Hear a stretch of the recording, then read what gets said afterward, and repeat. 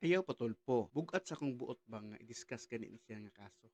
Itong kaso sa security guard sa Fort Balintawak nga hantod karon wala pa na itaw nakita ang ulo.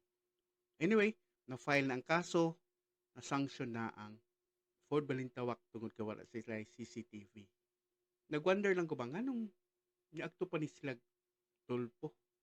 Nag-atiman man ni sila maayo. Sumora to, tungod silang pag-agto sa patulpo nila, na-sanction ang kuan kay walay CCTV during sa insidente. Kay depektibo since 2022. Balik ko na ko bugat sa kong buot ay discuss na siya. Pero gusto na ko ma-aware ang tanan unsa gyud panlantaw nato sa panghitabo. Kabalo mo unsay biktima ani sa insidente ang Ford kay sila ang nawalaan og 3.6 million og sakyanan